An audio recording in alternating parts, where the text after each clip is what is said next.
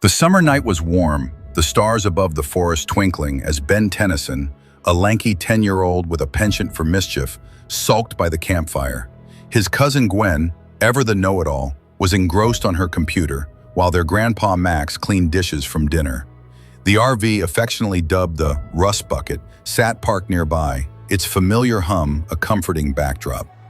This was supposed to be the start of an epic summer road trip, but for Ben, it felt like exile, until the sky erupted in fire.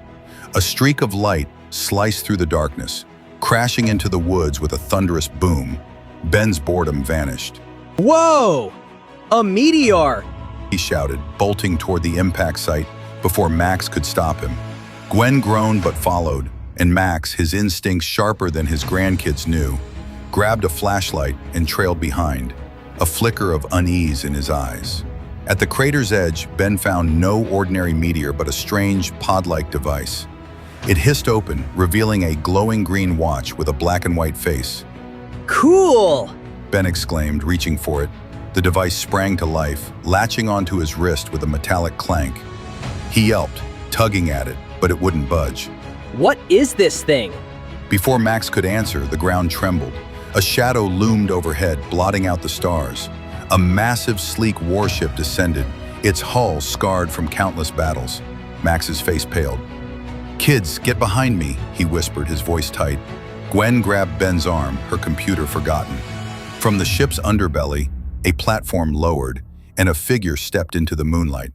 Vilgax, the scourge of the galaxy, stood nearly 10 feet tall, his muscular frame clad in black and red armor. His crimson eyes burned with purpose, and his tentacle-like beard twitched as he scanned the trio. Unlike the upgraded, buffed warlord Ben would face later in the series, this Vilgax was lean and quick, unscathed, unstoppable, and terrifyingly focused. His voice rumbled like a storm. The Omnitrix. Hand it over, child, and I may spare this pathetic planet. Ben blinked, clutching his wrist. This watch? It's kinda stuck, Squid Face.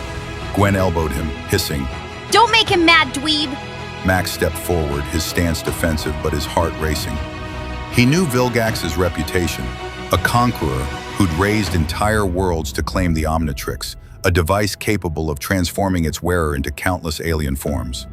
Max had hoped Ben's accidental bonding with it would go unnoticed, but Vilgax's arrival shattered that hope. Boy, you have no idea what you possess. Surrender it, or I will tear it from your lifeless body. He raised a gauntlet, energy crackling along its surface.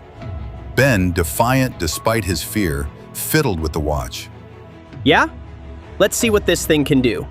He slammed the dial, and in a flash of green light, he transformed into Heat Blast, a fiery, rock-skinned alien. Whoa, I'm on fire.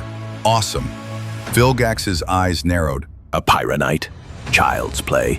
He lunged, faster than Heat Blast could react, and slammed him into a tree, splintering it. Ben gasped, his flames flickering. He'd barely learned to walk as Heat Blast, let alone fight. Vilgax's strength was overwhelming, each blow precise and brutal. Max shouted, "Ben, run!" and hurled a smoke grenade from his plumber stash, clouding the area. Gwen tugged at Ben's molten arm. Come on, doofus! Heat Blast stumbled to his feet, launching a fireball at Vilgax. It scorched his armor but barely slowed him. Vilgax sneered, deploying a drone from his gauntlet. The mechanical hunter zipped toward Ben, its laser grazing his shoulder. The Omnitrix beeped, and with a flash, Ben reverted to human form, sprawling in the dirt. "Not now," he groaned, the device timing out. Max grabbed Ben and Gwen, shoving them toward the RV. "We need to move," he barked. Vilgax's ship fired a tractor beam, pinning the Rust Bucket. Max dove for the driver's seat, revealing a hidden console beneath the plumber emblem. "Hold tight," he said, activating the RV's emergency thrusters, retrofitted alien tech from his old missions. The vehicle roared, breaking free and speeding into the forest as Vilgax's drones swarmed. Inside, Ben panted. Grandpa, who is that guy? And what's with this watch? Max's grim silence spoke volumes, but he spared a glance. "That's Vilgax, a warlord after the Omnitrix, the most powerful weapon in the galaxy. It's bonded to you now, Ben. We're in deep, kid." Gwen, wide-eyed, chimed in. Great! So we're being hunted by an alien dictator because of you? Vilgax's voice crackled through the RV's radio, hacked by his ship. There is no escape, Tennyson. Every world I've conquered thought they could hide. They were wrong. The RV lurched as a drone rammed it. Ben fiddled with the Omnitrix, its red light blinking. Come on, recharge already!